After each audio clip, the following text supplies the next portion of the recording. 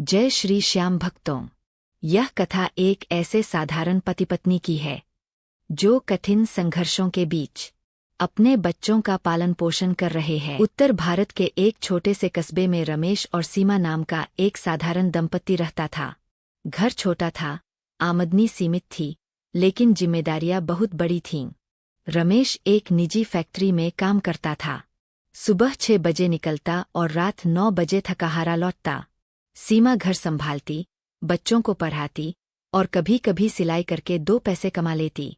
उनके 2 बच्चे थे, अमित 10 वर्ष, पायल 7 वर्ष। बच्चों की पढ़ाई, किराया, राशन, बिजली का बिल, दवाइयाँ, हर महीने हिसाब गड़बड़ा जाता। सीमा अक्सर रात को पूजा के सामने बैठकर चुपचाप रोती। दीपक की लौ कांपती और उसके आंसू जमीन पर गिरते। श्याम बाबा, हम मेहनत तो पूरी करते हैं, लेकिन हर बार कमी क्यों रह जाती है। रमेश बाहर से मजबूत दिखता था, लेकिन अंदर से टूट रहा था। एक दिन फैक्ट्री में छंटनी की खबर आई और अगले ही हफ्ते रमेश की नौकरी चली गई। घर में सन्नाटा छा गया। उस रात बच्चों ने पूछा, पापा, अब स्कूल बंद हो जाएगा क्या? रमेश ने मुंह फेर लिया। सीमा ने बच्चों को सीने से लगा लिया। उसी रात सीमा ने पहली बार दिल से कहा, अब बस बाबा ही सहारा है। रमेश की नौकरी गए हुए 1 महीना हो चुका था। घर में रखा अनाज धीरे धीरे खत्म हो रहा था और जेब में पड़े आखिरी नोट भी अब गिनती के रह गए थे। हर सुबह रमेश जल्दी उठता, अखबार में नौकरी के इश्तेहार देखता और फाइल लेकर शहर निकल जाता। लेकिन हर जगह एक ही जवाब मिलता, अभी वैकेंसी नहीं है, अनुभव कम है, हम बाद में फ़ोन करेंगे। फ़ोन कभी नहीं आता। सीमा घर में सब कुछ संभालने की कोशिश करती, बच्चों के सामने मुस्कुराती, लेकिन रात को अकेले में टूट जाती। राशन वाले ने उधार देना बंद कर दिया था। मकान मालिक ने साफ कह दिया, इस महीने किराया नहीं आया तो कमरा खाली करना होगा। एक शाम अमित बोला, माँ, आज स्कूल में फीस मांगी थी, मैंने कह दिया कल दे दूंगा।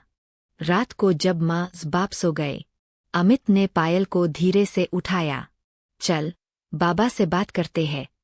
दोनों पूजा घर के सामने बैठ गए। दिया लगभग बुझ चुका था, पर उसकी लौ जैसे उम्मीद थामे हुए थी।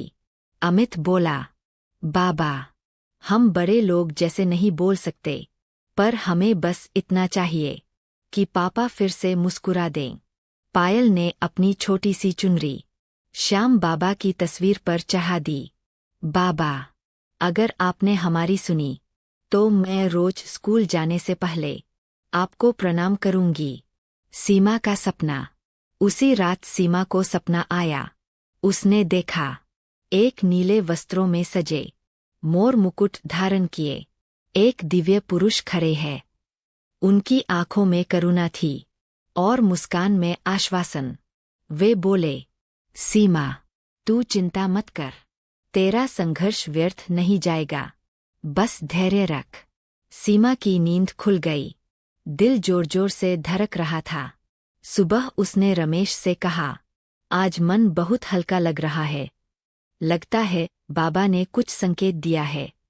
रमेश मुस्कुराने की कोशिश करता है, पर आंखों में अब भी डर था। परीक्षा की घड़ी। उसी दिन मकान मालिक फिर आया। उसकी आवाज सख्त थी, 3 दिन में किराया नहीं आया तो कमरा खाली करना पड़ेगा। सीमा ने हाथ जोड़ दिए। रमेश ने सिर झुका लिया।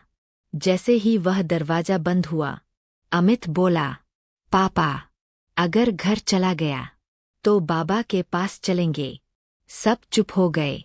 सीमा ने मन ही मन कहा, बाबा, अब कोई रास्ता नहीं दिख रहा। जब मासूम दिल से प्रार्थना की जाती है तो भगवान देर कर सकते हैं, लेकिन अनसुना नहीं करते। 3 दिन, बस 3 दिन का समय था। घर में पैसा शून्य था, आटा मुश्किल से बचा था और रमेश की आंखों में नींद नहीं थी। सीमा हर काम करते हुए मन ही मन एक ही नाम जप रही थी, श्याम, श्याम। दूसरे दिन सुबह सीमा पूजा कर रही थी। तभी उसकी नज़र श्याम बाबा की तस्वीर पर पड़ी। तस्वीर के नीचे कभी किसी ने लिखा था, हारे का सहारा, श्याम हमारा। सीमा के दिल में जैसे बिजली सी कौंध गई। उसने रमेश से कहा, एक बार खाटू चल लेते हैं। रमेश चौंक गया। इस हालत में न पैसे है न रास्ते का इंतजाम। सीमा ने शांत स्वर में कहा, और अगर यहां रहकर सब खो दिया तो क्या बचेगा? बच्चों की जिद। अमित और पायल यह सुनकर एक साथ बोले, हम भी चलेंगे। अमित बोला, पापा, अगर बाबा ने बुलाया है तो रास्ता भी वही बनाएंगे। रमेश की आंखों में आंसू आ गए। घर में रखा आखिरी सिक्का गिना गया। इतना था कि बस एक तरफ का किराया निकल सके। सीमा ने कहा, लौटने की चिंता बाबा पर छोड़ देते हैं। यह कहना आसान था, पर करना कठिन। रमेश ने पहली बार पूरी तरह खुद को छोड़ दिया। यात्रा की शुरुआत। सुबह तड़के चारों ने बाबा को प्रणाम किया। सीमा ने दरवाजा बंद करते समय पीछे मुड़कर घर को देखा। अगर वापस आए तो बाबा की कृपा से आएंगे। बस अड्डे पर भीड़ थी। एक सीट खाली नहीं थी। रमेश निराश होने ही वाला था कि एक बुजुर्ग बोले, बेटा, श्याम बाबा के दर्शन को जा रहे हो, आ जाओ, मेरी जगह ले लो। रमेश सन्न रह गया। बस चलते ही पायल ने खिड़की से बाहर देखते हुए कहा, माँ, आज सब अच्छा होगा ना? सीमा ने उसे सीने से लगा लिया। हाँ बेटी, आज बाबा खुद देख रहे हैं। बस के हर मोड़ पर जैसे अदृश्य हाथ उनका मार्गदर्शन कर रहा था। जब इंसान आखिरी कदम भगवान की ओर बढ़ाता है तो वही कदम सबसे बड़ा मोड़ बन जाता। खाटू नगरी में कदम रखते ही हवा में कुछ अलग ही अनुभूति थी। जैसे हर सांस में श्याम श्याम गूंज रहा हो। चारों थके हुए थे, लेकिन मन में अजीब सी शांति थी। दर्शन की लंबी कतार। मंदिर के बाहर लंबी लंबी कतारें लगी थीं। धूप तेज थी, पैर जल रहे थे। रमेश ने कहा, बच्चों को लेकर इतनी देर खड़ा रहना? सीमा बोली, आज जो भी होगा बाबा के भरोसे होगा।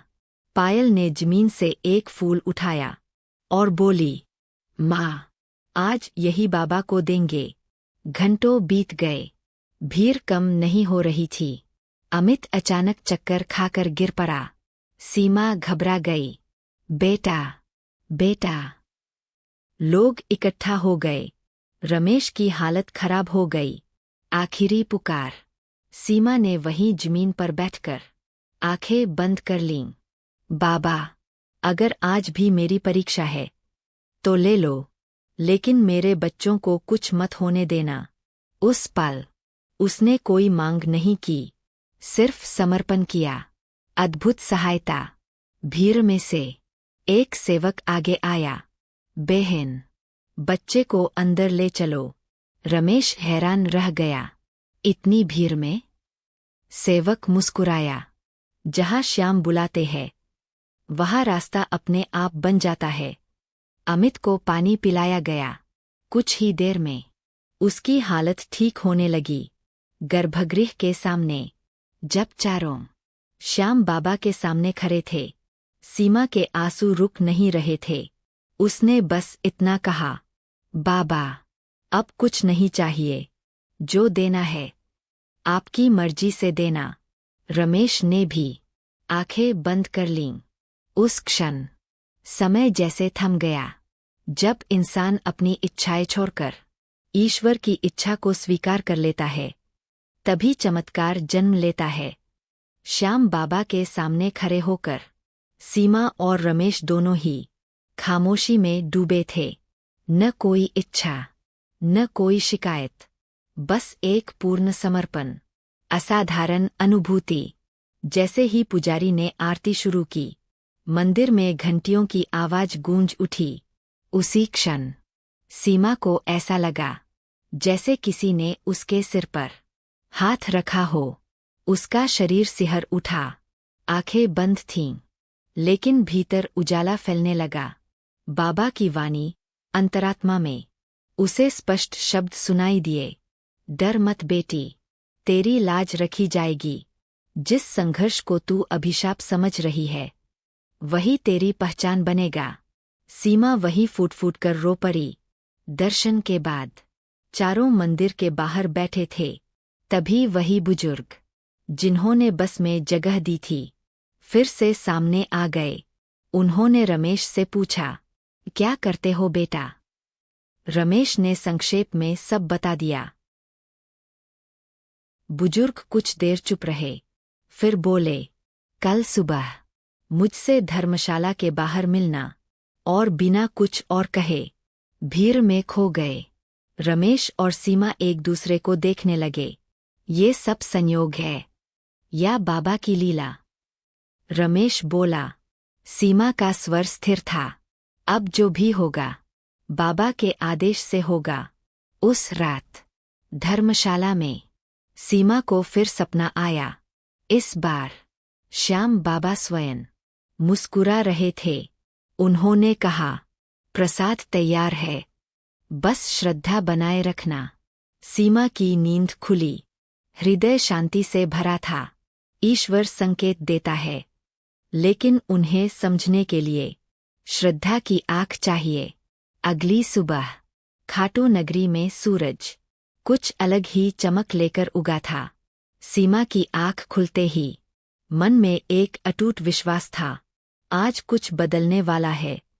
रमेश ठीक समय पर धर्मशाला के बाहर पहुंचा। कुछ ही देर में वही बुजुर्ग आते दिखाई दिए।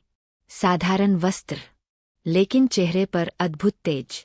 उन्होंने रमेश को एक कार्ड थमाया, जयपुर चल सकोगे? रमेश हड़बड़ा गया, अभी मेरे पास तो पैसे नहीं है। बुजुर्ग मुस्कुराए, चिंता मत करो, श्याम के काम में अभाव नहीं होता। जयपुर पहुंचकर रमेश को एक कार्यालय ले जाया गया। वहां बड़ी बड़ी मशीनें थीं। लोग सम्मान से खड़े हो गए। बुजुर्ग बोले, मैं इस यूनिट का मालिक हूं। मुझे ईमानदार आदमी चाहिए था, डिग्री नहीं। रमेश की आंखें भर आईं। उसे न सिर्फ नौकरी मिली, बल्कि रहने की व्यवस्था भी। पहले महीने की एडवांस तनख्वाह उसके हाथ में रखी गई। रमेश ने कांपते हाथों से नोट पकड़े। ये कैसे संभव हुआ? बुजुर्ग बोले, जब इंसान पूरी तरह हार मान लेता है तब श्याम बाबा जिम्मा ले लेते हैं। सीमा और बच्चे जब यह सुनते हैं तो उनकी आंखों में खुशी के आंसू होते हैं।